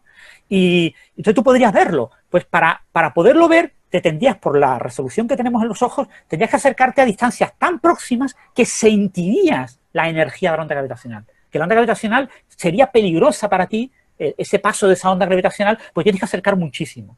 Si para verlo de manera segura tienes que alejarte tanto que ya tendrías que utilizar un instrumento, un telescopio o algo para poder ver esa señal, ¿no? Los agujeros negros son objetos tan pequeños y las fusiones, lo que estamos observando, son los instantes ultimísimos de la fusión, ¿no? Lo único que tiene la frecuencia adecuada para que lo podamos ver, ¿no? Porque nuestro detector solo ve un rango de frecuencia relativamente pequeño, es de ese orden, entre 20 y 2000 hercios. Que para ver los agujeros negros rotando en espiral mucho antes, necesitaríamos poder ver frecuencias mucho más bajas que ahora mismo están fuera del alcance de nuestros detectores, ¿no? Y que podrá ver LISA. LISA, cuando tengamos el detector de ondas gravitacionales de tamaño básicamente la órbita de la Tierra, podremos... bueno, no es de tamaño de la órbita de la Tierra, es mucho más pequeño, no, pero un poquito más pequeño, situado en los puntos de Lagrange, o sea, rota alrededor de un punto de Lagrange. La órbita de la Luna, digamos, más grande, pero bueno, pues podrá haber señales del orden de milihercios. Y al poder ver milihercios, podrá avisarnos de futuras fusiones. Y podrá avisarnos durante varios días antes, va a haber una fusión en tal lugar. Porque va a observar fusiones de este tipo, pero la va a observar esos días antes de que ocurran. Entonces, tendremos un aviso. Verá un trozo del aviso, un tiempo, no sé, minutos, horas, y dirá, ahí va a ocurrir una señal, estaros preparados que dentro de un día y medio llegará a la frecuencia que vosotros podréis observar. Entonces el LIGO verá el toque final, el beso final, pero tenemos el aviso previo. Y LISA estará fuera de ese toque final, ¿no? O sea, claro, LISA realmente verá la frecuencia baja anterior. Exactamente. Verá un trozo de la frecuencia baja. Pues LISA verá muy bien fusiones de agujeros negros de escala, algo parecido, pero a escala de agujeros negros supermasivos en los centros galácticos, ¿no? Hay algunos centros galácticos que hemos visto que están los agujeros negros de manera indirecta, sabemos que están fusionándose y acabarán fusionándose. Podremos ver ese tipo de fenómenos. Pero para lo que son fusiones astrofísicas, LISA solo verá un trozo de la señal, cuando la señal esté en las frecuencias que ella pueda observar. Nos advertirá de en qué lugar va a ocurrir una fusión. Entonces, ese tipo de cosas, realmente es impresionante imaginar ese tipo de fenómenos astrofísicos. Son los fenómenos astrofísicos más energéticos, ¿no? Aquí se han producido del orden de 8 masas solares en energía gravitacional. Eso es una barbaridad de energía. 8 masas solares es una barbaridad. Una décima de segundo. En una décima de segundo. Tengo que decir, Francis, que la comparación que has hecho me ha gustado mucho, no me lo había imaginado yo nunca así, porque es que realmente puedes colocar estos dos agujeros negros encima del mapa de España, pones uno, digamos, pues por Huelva y el otro por Bilbao y más o menos están dando vueltas encima del mapa de España. Yo creo que te voy a robar esa metáfora, qué bonito. Mola. Y son enormes, estamos hablando de objetos enormes. Sí, sí, sí. Esto asumiendo que son agujeros negros de Schwarzschild, ¿no? Si ya son de Kerr, hay que modificar un poquito los números, ¿no? Todos los números siempre es muy complicado, porque como no sabemos las masas, tenemos mucha incertidumbre con los tamaños, pero bueno, una idea general de los números, yo creo que es ilustrativo para la gente, es muy... da como una sensación de que esto realmente es algo, lo que es algo realmente impresionante. Yo quería haber mencionado, y si quieren con eso vamos terminando el tema, antes cuando hablábamos de que esto... En fin, no es una crisis ni para la relatividad general, desde luego, ni para reescribir los libros de física. Un extracto del paper que se publica en el Astrophysical Journal Letter, que es justamente el que dice que tenemos problemas para intentar averiguar de dónde venía este agujero negro, ¿no? Y hay una parte hay una parte en el artículo en la que dice, literalmente traduciendo el inglés, dice, varios tests demuestran la consistencia de la señal con las predicciones de la relatividad general, incluyendo el acuerdo entre la forma de onda completa del Inspiral Merger Ringdown derivado de relatividad numérica y formas de onda solamente del Ringdown formadas sumando modos cuasi normales del agujero negro de Kerr final. O sea, que lo que nos dice es justamente todo lo contrario, que las señales que observan son totalmente, incluso a nivel de esos detalles que nos están explicando, es consistente con la relatividad general.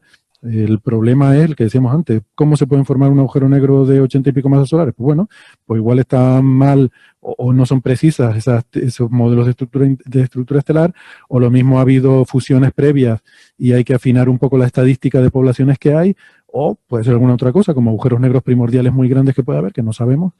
Y bueno, y vaya usted a saber, pero lo que hay es que seguir investigando, ¿no?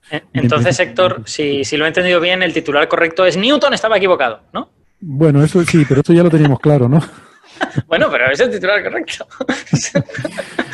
Bueno, pues nada, si les parece, entonces vamos a ir pasando de tema. Y lo si que queréis, vamos a hacer... más que Newton, Mitchell, ¿no? Mitchell, el de las estrellas oscuras, ¿no? A finales del siglo XVIII se plantea la posibilidad de que puedan existir sistemas binarios de estrellas, ¿no? Entonces se plantean cuáles pueden ser los límites a observacionalmente ver sistemas binarios. Entonces se plantea como límite, un límite podría ser un sistema binario en el que los objetos, esas estrellas, tuvieran masas tan grandes que su velocidad de escape fuera la velocidad de la luz. Entonces se les llama estrellas oscuras, serían estrellas que no podríamos observar, pero que podríamos detectar en un sistema binario si esa estrella estuviera al lado de una estrella visible. Un sistema binario con una estrella que tuviera una velocidad de escape menor que la velocidad de la luz y una estrella que tuviera, se llamaban estrellas negras, una estrella negra que tuviera como velocidad de escape la velocidad de la luz, yo podría detectar la presencia de la invisible, porque no escapa la radiación de ella, gracias a tener un sistema binario y poder ver la otra. El tambaleo de la luz, y eso lo proponen a finales del siglo XVIII, lo propone Mitchell, ¿no? Esa idea, por supuesto Mitchell es británico, la misma idea la plantea Laplace, pero ya en Francia, unos años más tarde, ¿no? Y por eso mucha gente dice que él era el padre de los agujeros negros. En realidad él nunca habla de agujeros negros, habla de estrellas con una velocidad de escape, pensando en objetos muy grandes. Él calculó qué tamaño tienen que tener estas estrellas, su cálculo es completamente erróneo, pero bueno, porque claro, no tenían ningún tipo de idea de física estelar, no sabían lo que era una estrella, ¿vale? O sea, en este momento no se sabía lo que era una estrella, ¿eh? Claro, es que le pondría la densidad que le apetecía, ¿no? Claro, pero eso es lo menos relevante. Lo más interesante es la idea de que eso es lo que hemos hecho con las binarias de rayos X, detectar utilizando un objeto visible, un objeto invisible, ¿no? Y ya plantea Mitchell esa posibilidad, la posibilidad de eso. Y Mitchell trabajó en esta línea porque empezó a trabajar con Cavendish, el tema de la balanza de Cavendish para medir porque Newton nunca utilizó la constante de la gravitación de Newton. La constante de gravitación de Newton no existe en los trabajos de Newton, ¿vale? Aún no la había inventado, claro. Claro, no lo había inventado. Él lo que usaba era el producto de la constante de gravitación universal por la masa de la Tierra, o el producto por la masa del Sol. O sea, siempre era ese producto, ¿vale? Era imposible obtener una constante, ¿no? Las primeras medidas de la constante, que son de Cavendish de finales del siglo XVIII, es cuando, trabajando con Mitchell, resulta que Cavendish se muere. Y entonces, al morirse, pues Mitchell decide cambiar un poco de tema de investigación y plantea esta idea de estudiar sistemas binarios, cómo detectar objetos que no podemos ver utilizando un sistema binario en el que uno de los objetos sí es visible. Y ahí introduce la idea de, entre comillas, agujero negro, en rigor, estrella oscura. A mí me parece relevante el pensar en una velocidad de escape superior a la velocidad de la luz, ¿no? Es un tema, de hecho, el término agujero negro creo que lo acuña Wheeler y es reciente, no sé, de principios de los 70 o finales de los 60 o algo así. Desde mediados de los 60, sí, eso además lo cogió de un artículo periodístico, una divulgadora lo propuso en un artículo y alguien en el público en una charla se lo comenta a Wheeler y Wheeler dice, esto es una maravilla, es que es el término perfecto, o sea, porque los rusos utilizaban un término, estrella congelada, los británicos utilizaban otro término, los americanos tampoco tenían muy claro qué término usar, había varios términos y dijo, es que este término es perfecto, agujero negro, es que black hole es el término perfecto y Wheeler es que lo populariza. La verdad es que es un comentario que suscitó muchísima confusión. Bueno, tú intentas escribir las notas de prensa lo mejor que puedes. Las fechas de 2 de septiembre, os podéis imaginar, no son las mejores de gente incorporándose y tal. Pero bueno, tengo que empezar diciendo que os felicito a todos por cómo comentasteis los detalles más técnicos de la detección. O sea, Francis hizo un resumen brutal, pero luego los comentarios de Héctor y de Alberto estuvieron muy acertados y no es fácil contar estas cosas. Pues muchas gracias, Isabel. La verdad que viniendo de alguien que trabaja en el tema, sin duda es muy halagador. Así que, bueno, para eso te hemos traído, vale, ya te puedes ir. Vale, adiós. No, es broma. Bueno, Isabel, como digo, es miembro de la colaboración de Virgo, de la parte europea de este gran consorcio y que, bueno, que ahora pronto también incluirá, o ya incluye, de hecho, a la parte japonesa, Kagra, pero que todavía no hay resultados con ellos. Y queríamos que nos contaras un poco, pues quizás la intrahistoria, cómo se hacen estos cálculos, cómo podemos entender estos... ¿cómo se hacen las simulaciones con las que se llega a estas conclusiones? Pues nada, si quieres, por refrescar un poco la memoria de los oyentes, nos quieres contar un poco desde tu punto de vista el interés, ¿no? de este evento. Primero, pues por si alguien no escuchó a lo mejor el episodio de la semana pasada, pues hacer un breve repaso. Vale, pues la idea es que tenemos una señal detectada el 19 de mayo de 2000, perdón, el 21 de mayo de 2019, que por eso el nombre está ordenado al revés, W190521. Todo indica que se trata de una señal procedente de la fusión de dos agujeros negros orbitando en un sistema binario, uno alrededor del otro, uno de ellos con 66 y otro con 85 masas solares. Después del proceso de fusión hay una parte de esa energía que se emite en forma de onda gravitatoria y el objeto final remanente, todo apunta a que es un agujero negro de unas 142 masas solares. Bueno, las fases, voy a intentar ser rápida, pero las fases en las que este tipo de fusiones Déjame apuntar una cosa, porque me resulta muy interesante que todos siempre tendemos a decir se ha detectado la fusión de un agujero negro de tantas masas solares con uno de tantas masas solares y tal, mientras que cuando oímos hablar a la gente que trabaja en el tema dicen todo apunta a que era un agujero negro de tantas masas solares. Ese todo apunta a qué, ¿no? Efectivamente, porque al fin y al cabo son indicios indirectos lo que tenemos. Y porque luego os voy a contar una cosa que puede ser interesante también para eso. O sea, ahí he sido incluso consciente de lo que decía. Entonces, bueno, tenemos el sistema binario. Nosotros distinguimos normalmente tres fases por la característica de la señal y los procesos, ¿no? Entonces, tenemos una fase en donde los dos objetos están suficientemente alejados como para que, digamos, uno orbita alrededor del otro, fase espiral o inspiral en inglés, y suele ser básicamente una onda que aumenta en frecuencia muy lentamente y en amplitud también muy lentamente. Entonces, es relativamente fácil de modelar sin necesidad de simulaciones numéricas. Y cuando digo relativamente fácil es porque llevamos muchos años y sabemos cómo hacerlo, pero al principio era muy difícil. Pero tenemos formas bastante baratas, computacionalmente hablando, en tiempo de ordenadores, para modelizar bien esa parte. Luego tenemos otra parte que es cuando ya están muy juntos y depende de la composición de esos objetos, pues las fuerzas de mareas pueden hacer que se toquen antes o después. Si son agujeros negros se supone que es solo curvatura, pero si tuviéramos algún elemento tipo estrella, pues ese arrastre también involucraría algo muy complicado que es modelar la interacción de esa materia. A esa parte se le llama merger o fusión propiamente dicha. Y luego el objeto que te queda, pues es básicamente algo que puedes explicar con teoría de perturbaciones, ¿no? Te queda, como decía Alberto, un tipo patata que tiene cosas que se van de ese equilibrio, pero al final el objeto lo que hace es que se va relajando poquito a poco y termina en una configuración más o menos estable. Y a eso se le llama el ring down. Lo he visto traducido por relajación, que también me parece que se entiende. Esa última fase también se puede modelar más o menos bien con teoría de perturbación, porque tenemos algo que más o menos está quieto con pequeñas diferencias. Luego, antes de seguir, me gustaría comentaros un poco, porque no sé cómo la gente se lo imagina, pero cuando tú tienes la señal que detectas de los detectores, de los observatorios de ondas gravitatorias, a simple vista no ves nada. O sea, si miras, digamos, las ondas, en plan subir y bajar, como algunos archivos de audio que podemos ver así, subir y bajar la onda, Como tú ahí no ves nada. a lo mejor te lo puedes imaginar, ¿no? Como en un sismógrafo. Exacto, papel, ¿no? Exacto. Esa manera de dibujar la onda tipo la amplitud, ¿no?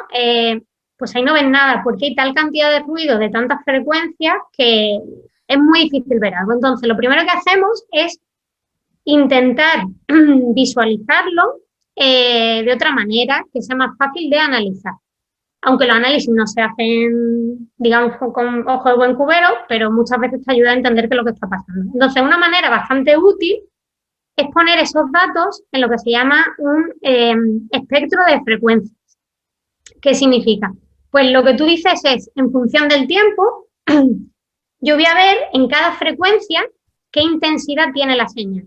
Entonces, si la señal fuera, por ejemplo, como mi voz, más o menos bastante aguda, pues tendría mucho amarillito, mucha intensidad en la parte más aguda y ruido de fondo en el resto.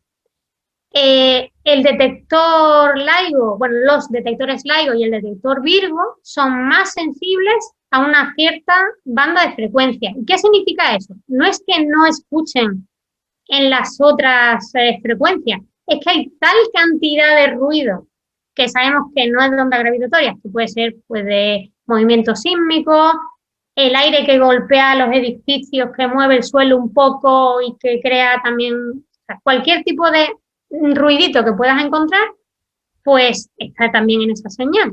Y sobre todo a baja frecuencia, de 20 hercios hacia abajo y de 1000 y pico hacia arriba, el de abajo es sísmico y el de arriba es sobre todo ruido cuántico de los fotones y del láser y demás, pues ahí tienes tal cantidad de ruido que no es que no tenga intensidad de señal, es que esa intensidad no te la crees. Tienes que cortar y tirarla a la basura, ¿vale? Entonces, eso es importante para lo que voy a contar después. En la detección somos capaces de saber qué pasa en ese rango. No significa que en otro rango, por ejemplo, un poquito más bajo, no pase nada. Es que si pasa, lo que pasa, no somos capaces de distinguirlo. Entonces, bueno... Por eso diferentes instrumentos, ¿no? Como creo que comentamos la semana pasada, LISA, la misión que es la misión futura de la Agencia Espacial Europea, pues tendrá unos interferómetros mucho más largos y será sensible a otras frecuencias, ¿no? Más bajas. Efectivamente. Y le pasará lo mismo dependiendo de qué tipo de objetos o de escenario consideres y, por tanto, qué tipo de señal emite ese escenario. Entonces, bueno, lo que ha pasado aquí, yo voy a hablar en particular, dicho más o menos todo esto, uno, cuando hace el análisis de datos, puede hacer análisis de datos de dos maneras más o menos, ¿no? La primera es, sé por dónde van a ir los tiros, tengo modelos, como cuando vas a denunciar a alguien en la policía, ¿no? Que tienes tu colección de sospechosos. Entonces, hay técnicas, por ejemplo, de un matching, o sea, como se diría, de comparación, ¿no? De coincidencia, que lo que mira es si cosas que tú tienes en tu ficha de sospechosos se parecen a lo que has observado o no. Eso puede ser muy útil porque esas fichas de sospechosos, que para nosotros son pues determinadas formas de onda, proceden de simulaciones numéricas. Entonces tienes que poner suficiente resolución en tu ordenador para tener esa colección de templates, de ayudas para poder hacer esa comparación. Y es muy útil porque no es lo mismo buscar algo que más o menos sabes qué pinta tiene a buscar algo que no tienes ni idea de cómo puede ser. Entonces, no es que no estemos haciendo lo segundo, sino que lo segundo es mucho más difícil y cuesta muchísimo más desde el punto de vista computacional. ¿Vale? Entonces, además hay algunos grupos especiales que buscan como, por ejemplo, esto que he dicho, ¿no? Como señales así un poco desconocidas, otros que buscan otro tipo de señal, porque depende de las características de la potencial señal, tu método de búsqueda, pues es mejor que sea un poco más específico. Más o menos. Vale, dicho esto, ¿Cuál ha sido la clave que yo creo? Bueno, estamos a principios de septiembre, ha tenido muchísima repercusión en las noticias. Probablemente algún titular ha ayudado, pero yo creo que no solamente eso, porque ha tenido mucho más impacto que el que puede provocar, creo yo, un titular. A lo mejor es que teníamos ganas de buenas noticias. Y dices tú, pues esto siempre revoluciona un poco. Y también otra cosa que yo creo que tiene esta noticia es que conecta muchos campos diferentes. Entonces, estuvisteis hablando, muy bien explicado, la verdad, que básicamente el problema de esta detección es que esas masas, en particular la de 85, pero sobre todo la de 142, cae en un sitio un tanto extraño. Extraño desde el punto de vista de formación de agujeros negros a partir del final de las estrellas más masivas, el final de la vida de las estrellas más masivas, ¿no? Hay lo que se llama inestabilidad de pares, que es lo que estuvisteis comentando aquí hay un juego, ¿no? Gravedad y presión, la presión depende del material que esté hecho esa estrella, y la inestabilidad de pares, me vaya a corregir porque no soy física teórica, es la desintegración de fotones con electrones y positrones o algo así. Muy bien, acepto. Sí, más Entonces, o menos. ¿Me dejas que añada? Sí, claro, Alberto, porfa. Esa desintegración solo puede ocurrir en un medio material. En el vacío, un fotón no se desintegra a un electrón y un positrón, eso está prohibido, no es invariante Lorentz esa transformación, así que no puede pasar. Pero en un medio material sí, porque los fotones están realmente interaccionando con la materia y es como si tuvieran una especie de masa efectiva o algo así. O sea que dentro de la estrella eso sí que puede pasar. Exacto. Bueno, y estamos hablando del final de la vida de estrellas muy masivas, ¿no? Entonces, ese cambio en la composición que crea una diferencia de presión y genera una inestabilidad. Algunas son tipo como pulsaciones y en esas pulsaciones se expulsa material. Bueno, en los modelos que actualmente consideramos los más realistas o los más acertados con el conocimiento que tenemos, nos dicen que entre 65 y unas 130 masas solares, estas inestabilidades hacen que cuando llegamos al momento final de la vida de esa estrella, lo que tiene, si es un agujero negro, no está en ese rango de masa, ¿vale? Como todos estos números, por supuesto, tienen un error, una incertidumbre, pues el de 85 aún se podría salvar, vamos a decirlo así, pero el de 142 cae como muy en medio, ¿no? Vale, y entonces, pues plantea muchas preguntas abiertas. Perdón, ¿te estás refiriendo al de 60 y pico y 80 y pico, que son los progenitores? Sí, yo creo que fusión, ¿no? Sí, el límite sí, claro. Pero es que has dicho el de 85 y el de 142, no... Sí, me refería a que el de 85 está en el límite, pero el de 142 no cae, o sea, cae en ese rango, y esta sería una explicación de si existen, tienen que venir de otras vías de formación. Claro, pero el de 142 sabemos que se ha formado por la fusión. Exacto. No por colapso de la estrella. Sí, o sea sí. No habría duda. Entonces, bueno, ¿qué ocurre aquí? Pues que tenemos que, salvo la relatividad general, que esa no se la ha cargado nadie de ninguna manera, habría que entender mejor todos los pasos que están involucrados. Entonces, primero, en evolución estelar conocemos bien cómo es ese proceso final, y ahí comentabais la combustión del carbono y del oxígeno, por ejemplo, que comentó, creo que fue Héctor, que hay muchas incertidumbres y, en fin. Eso podría quizás revisarse un poquito mejor y, como digo, todos estos números no es que sean 85 clavados, es que tienen un cierto margen, ¿no?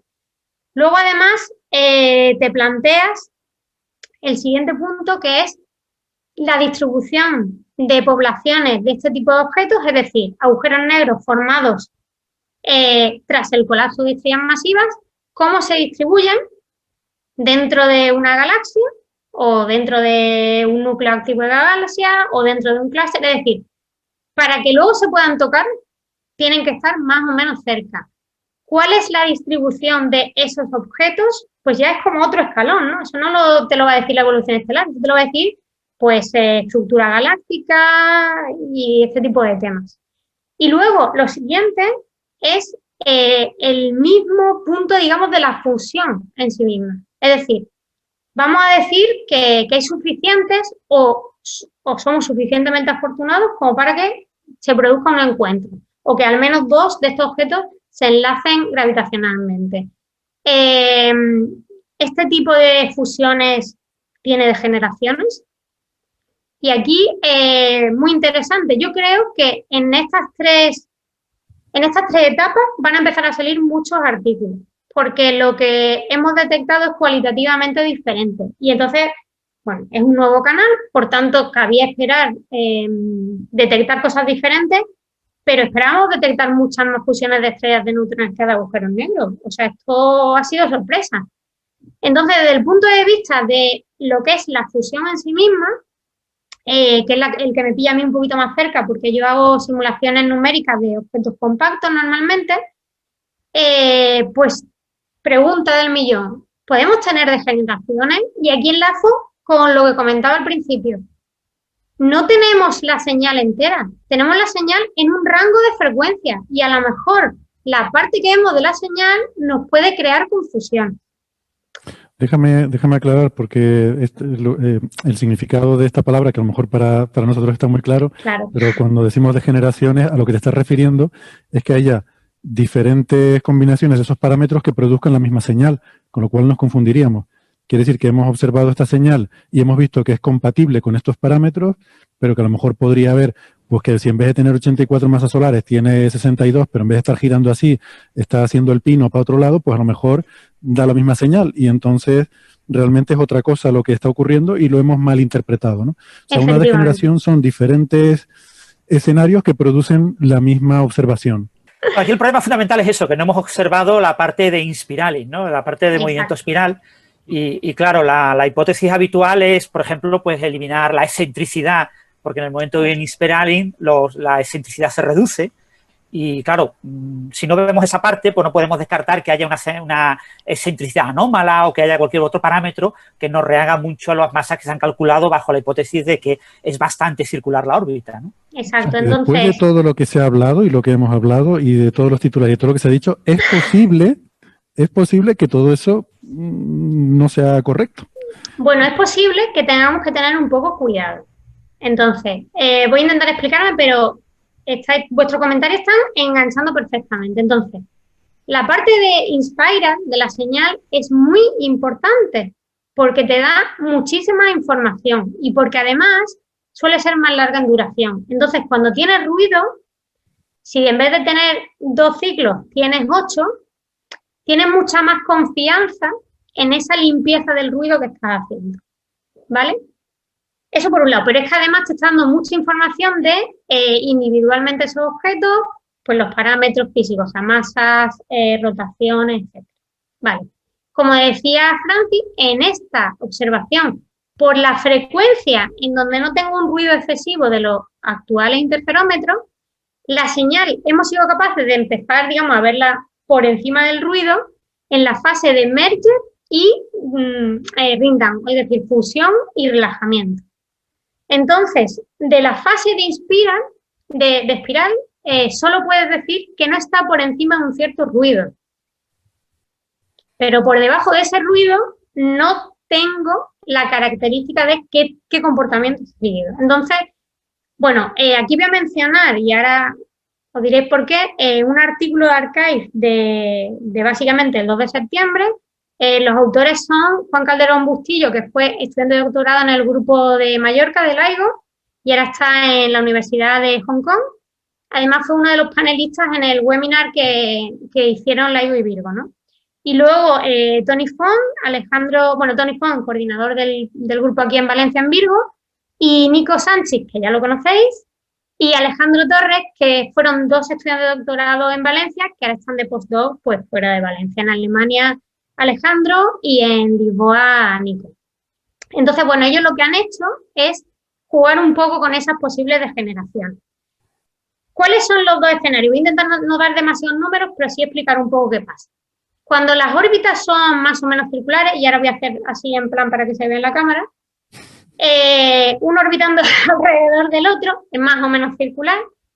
Entonces resulta que si la alineación de cómo rotan cada uno de estos agujeritos negros no es, por ejemplo, los 2 alineados con el momento angular, sino que tienen una precesión, hace el tipo estos de la peonza, la fase de inspiral no es como una ondita que va aumentando en amplitud y en frecuencia, sino que puede tener modulaciones. Esa amplitud puede tener modulaciones y se debe a que, claro, como estamos haciendo precesión, pues es que lo mismo lo pilla así, que lo mismo lo pilla así y tienes este tipo de amortiguaciones en la señal. Y luego, por otro lado, lo que ha comentado Francis, si son muy, muy excéntricas, es decir, que en vez de ser así como circulitos, son como una cosa así. Muy elípticas, digamos, para los oyentes. Exacto, muy, muy elípticas. El límite de muy, muy elípticas es esto, de frente. Claro. O sea, el límite de muy, muy elíptica es 2 rectas y ya está, y chocan. Que chocan de cara, de frente. De frente a frente, sí, no, porque de frente a frente, si tuvieras alguna rotación, al final sería como así. Sí, siempre hay un momento angular que hay que conservar ahí, sí. Exacto, pero para la mayor parte de la señal sería como de frente. ¿Qué ocurre? Que si son esta configuración que os digo, la parte del inspiral casi no existe. Y entonces aquí el trabajo lo que dice es, bueno, de todos los posibles escenarios, si consideramos una órbita muy excéntrica o colisión casi frontal, podría ser compatible con esta órbita más circular, pero con precesión. Si tuviéramos más información de la parte de inspiral, probablemente podríamos diferenciar estos dos escenarios, pero no es tan trivial. ¿Y cuál es la gracia? O sea, por no dar demasiados datos, bueno, se puede sobreestimar la distancia, lo que provoca una estimación por lo bajo de las masas, digamos, de las fuentes. O sea, que serían todavía más masivos, si es en ese caso que tú estás diciendo. Bueno, pero podría darse el contrario, que estemos sobreestimando las masas a base de infraestimar la distancia, ¿no? Claro, normalmente lo tengo que leer para no liarme, pero básicamente puedes tener una cierta confusión y lo que obtienes es que, lo tengo aquí anotado, los agujeros negros podrían estar situados, en el caso de que fuera una colisión más frontal, como 3 veces más lejos y tener como un 20% menos de masa. Vale. Y he dicho números muy generales, ¿vale? Para que me entendáis. Pero bueno, es muy interesante, o sea, desde el punto de vista de, por ejemplo, de las cosas que yo hago, es que ahora tú abres la puerta y decir, con la información que yo dispongo, que no es completa, ¿cuál es la posible generación de parámetros? Y aquí, aquí una cosa difícil es que estas simulaciones son muy costosas. Se tienen que hacer con ordenador, sobre todo por la parte del merge, porque ahí las otras aproximaciones no te valen tanto. Y entonces no es que puedas hacer 20.000 combinaciones diferentes de parámetros, tienes que ir con un poquito de vista de a ver cómo exploras esos parámetros.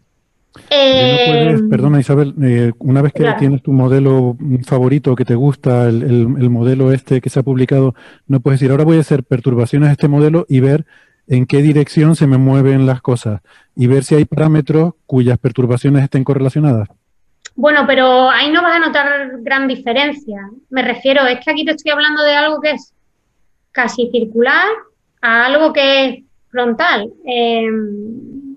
No es una pequeña variación de lo otro. Eso por un lado. Y luego, o sea, sí que son un poco honestos y humildes, voy a decirlo. Entonces, al final dicen que, bueno, que hay dos cosas que hacen que esta opción que presentan no sea quizá la que de verdad hay detrás.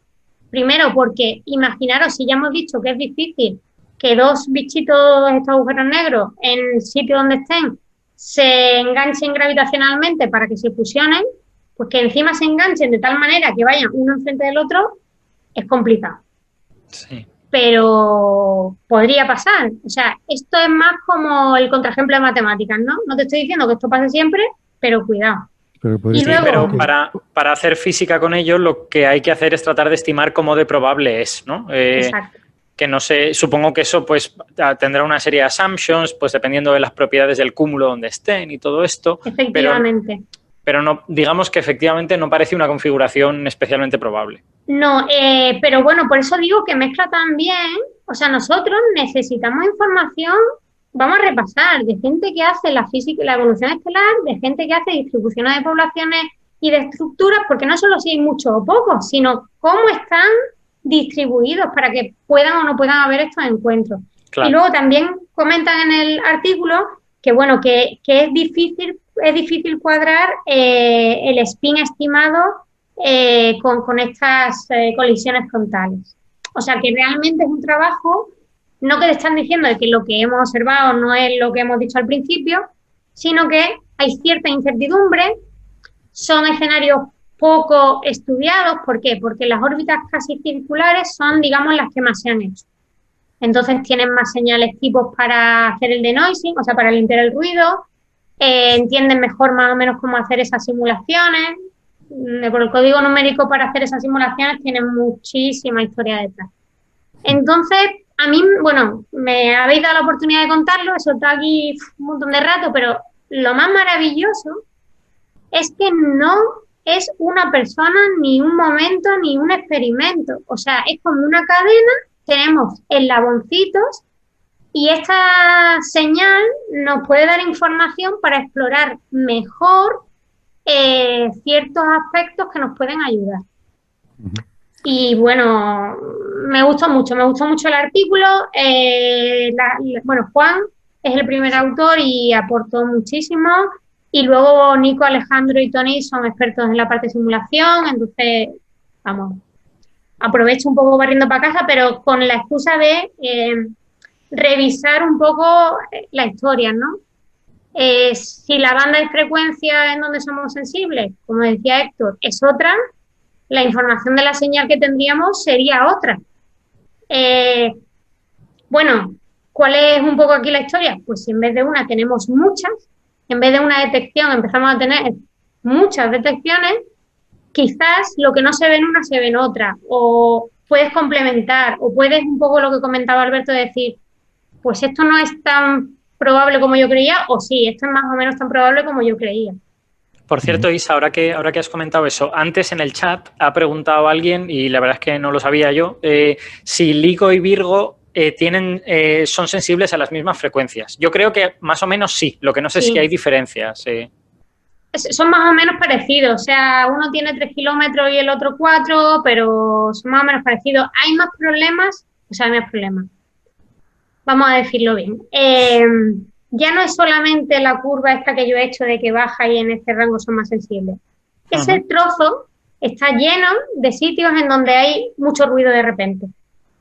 Y entonces, frecuencias que son malas, digamos. Exacto. Y, por ejemplo, la luz aquí en Europa está a una frecuencia diferente a Estados Unidos. Y a la línea de la corriente en un sitio es diferente al de la otra. Pero también otras cosas que tienen que ver con el entorno. No soy experta en eso, entonces tendría que mirarlo, pero, por ejemplo, en LIGO tenían un montón de problemas con el viento. Hacía mucho viento en uno de los dos. Y entonces tuvieron que poner unas vallas como así alrededor del edificio porque golpeaban mucho el edificio y provocaban ruido, mini ruido sísmico. Entonces tú me dices, bueno, es el mismo ruido. Pues es que aunque pusieras el mismo interferómetro, que no es el mismo porque tienen alguna tecnología un poquito diferente, importa mucho también el entorno. Creo que fue Hanford, cuando tuvieron este terremoto, que los pobres se recuperaron como pudieron, pues, ¿qué vas a hacer? Sí. Yo diría que en líneas generales, sí, en cuanto a ruidos más menos puntuales o menos sistemáticos o menos dependientes del lugar. Digamos, el orden de magnitud de su sensibilidad es similar, pero luego los detalles pueden ser diferentes en cada observatorio. Sí, y luego la tecnología no se implementa, aunque la conozca, no se implementa y funciona el primer día. Tú cuando llevas trabajando 10 años con una máquina de estas, la ajustas mucho más rápido que el primer día. Y eso no es trivial. O sea, es que cuando se explica un interferómetro, explicas 4 espejos. A mí, Julia, que es una española que trabaja allí en el observatorio, me dice que ya tiene 16 grados de libertad que ajustar. La experiencia hace mucho. Y aquí hay un montón montón de cositas a nivel instrumental. Por ir, bueno, nos quedan unos pocos minutos. Si quieres podemos repasar algunas de las preguntas que he visto rápidamente en el chat. Una que me pareció interesante, pero ya se me pasó y no veo quién la planteaba. Interesante sobre todo porque la he visto muy repetida, ¿no? De estas tres posibles soluciones al enigma de esta onda que no debería existir, recordemos, hay básicamente tres. Una es incorrecto el modelo o no es suficientemente preciso el modelo de estructura estelar, con las inestabilidades de pares y tal. Otra es este agujero negro proviene de la fusión de otros dos agujeros negros anteriores. Y la tercera es esta que ha estado explicando ahora Isabel, de que puede haber degeneraciones y estamos interpretando mal y realmente esos agujeros negros no tienen esas masas, sino pueden tener masas menores de lo que hemos pensado. Sí, entonces, un comentario nada más. O sea, no estoy diciendo que esto sea mentira, ni que la diferencia sea de 20 órdenes de magnitud. Pero claro, como hay mucha incertidumbre y este rango es relativamente pequeño, pues una diferencia en un factor 2-3 te puede sacar un poco o meter un poco en ese te puede resolver el problema o no, sí. La pregunta era si, justamente eso, sobre el segundo aspecto, si no podía ser simplemente que sea una fusión de agujeros negros anteriores y problema resuelto. Y la respuesta es que sí, pero parece poco probable. Por lo que sabemos, claro, el hecho de que tú lo hayas podido observar con estos observatorios que llevan funcionando este tiempo, te permite calcular cuán a menudo ocurre esto en el universo. Si ocurriera mucho menos a menudo, no lo habríamos detectado por probabilidad, y si ocurriera mucho más a menudo, habríamos detectado 200. Pero hemos detectado uno en, yo qué sé, 2 años que llevamos con esta sensibilidad, ¿no? Entonces, digamos, los modelos que tenemos nos predicen una cierta probabilidad y esa probabilidad es bastante más baja, pero claro, esto depende de cosas que son muy, muy inciertas. Por ejemplo, 2 estrellas masivas, un sistema binario de estrellas masivas, ¿qué pasa cuando llegan al final de su vida? Una explota, ¿qué le pasa a la otra? ¿Sale despedida, es destruida o se queda ahí? Si se queda ahí, más a menudo de lo que pensamos, eso favorece la posibilidad de que existan agujeros negros grandes que acaben fusionándose. Pero si normalmente termina siendo destruida la otra estrella o saliendo despedida, pues entonces sería menos probable. Entonces, todo eso más o menos está estimado y las estimaciones no cuadran en orden de magnitud con lo que sería necesario para esto, pero puede ser que esas estimaciones no sean buenas porque son cosas muy inciertas todavía. Sí, o sea, luego añadir únicamente que, bueno, que un agujero negro puede parecer una cosa muy complicada, pero es curvatura, no tiene materia.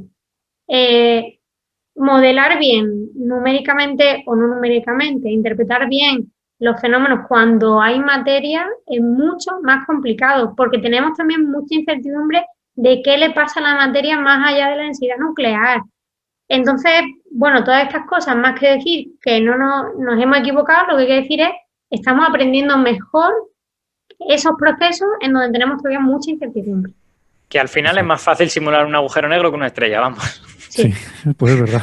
Ahora sí, hace unas cuantas décadas no, pero ahora sí. Bueno, también está nuestro amigo Bruno, que está por ahí también respondiendo muchas preguntas y respondía a mi comentario sobre lo de mirar las perturbaciones, diciendo que eso se puede ver con multichain Markov, ¿no? Cadena markoviana, MCMC, ¿no? Esto de...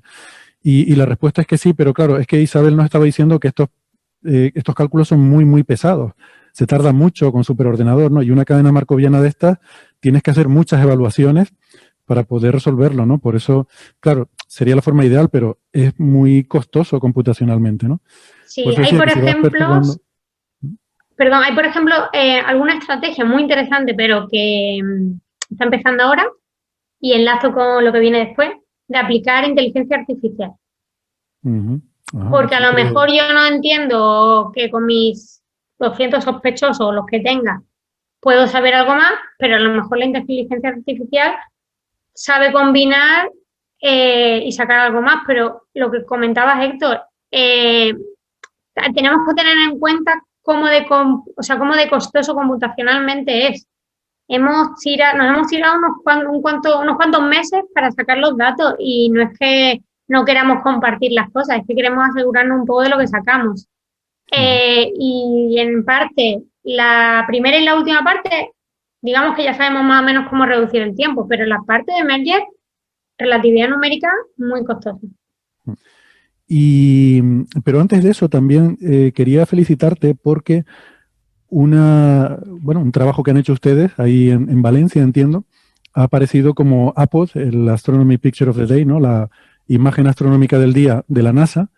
O sea, saben que la NASA tiene este servidor que supongo que empezó siendo una cosa un poco anecdótica, pero que ha ido con el tiempo ganando cada vez más importancia y ahora muchísima gente lo sigue. Y es que cada día publican lo que consideran pues la imagen más espectacular o más importante o más interesante o más bonita o más relevante de la astronomía, de cualquier imagen, ¿no? que aparezca, y normalmente suelen ser imágenes pues de astrofotografía o de imágenes del Hubble o yo qué sé, imágenes así muy bonitas. Y en este caso, pues bueno, te voy a dejar a ti que nos lo expliques, pero un trabajo de ustedes ha sido seleccionado por NASA para hacer el Astronomy Picture.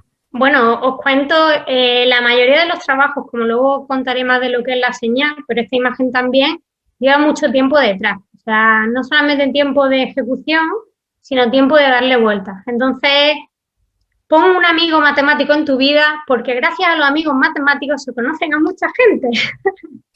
Entonces, el diseñador gráfico valenciano, que es el autor de la imagen, pues tiene una amiga matemática, que es compañera mía de carrera. Y entonces yo pregunto y me encantan muchísimo las colaboraciones entre ciencia y arte en todas sus, digamos, vertientes, ¿no? Entonces yo desde hace tiempo tenía ganas de intentar colaborar con alguien, así tipo diseño gráfico, y bueno, pues digo, no solamente tú tienes que querer, pero te encuentras con alguien, en fin, saltó la coincidencia y entonces yo le planteo a Raúl Rubio, pues mira, esto va a ser top secret, por favor no digas nada, yo te empiezo a contar los detalles que en ese momento, pues estoy diciendo a lo mejor principios de año, cuando todavía nos podíamos reunir, te cuento los detalles más importantes, te digo a lo mejor pues el input científico que a lo mejor a mí me gustaría poner, pero sin presionar demasiado, ¿no? Y tengo que decir que Raúl pues lo ha hecho genial porque la primera colaboración que tienes con dos mundos tan diferentes, Raúl no tiene formación física, aunque tiene muchísima curiosidad por los temas de la astrofísica y la relatividad. Y entonces, pues fuimos un poco así, ¿no? Haciendo iteraciones, yo le daba algún consejo, comentario o incluso pregunta en plan, eras como Papá Noel, ¿no? Que le pides deseo. Oye, Raúl, ¿y tú podrías poner esto así o hacer esto así? Y entonces él incorporaba algunas de mis sugerencias. Bueno, y entonces, pues eso, varias reuniones con Raúl, fuimos iterando. El material pasó primero por lo que es el grupo de divulgación y comunicación de Virgo. Cuando estábamos más o menos satisfechos con esa imagen, también se la consultamos a los equipos que redactaron los artículos científicos para que nos dieran también sus sugerencias.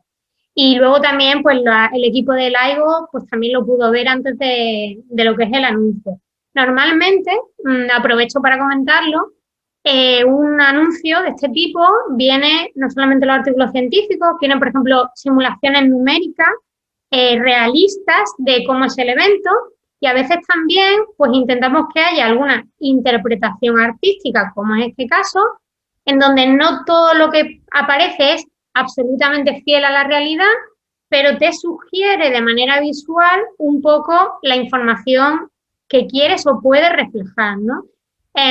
Y os comento así una cosita rápida. Por ejemplo, yo le dije a Raúl, bueno, los agujeros negros, y él me dijo, pues negros no, o sea, ¿cómo los voy a pintar?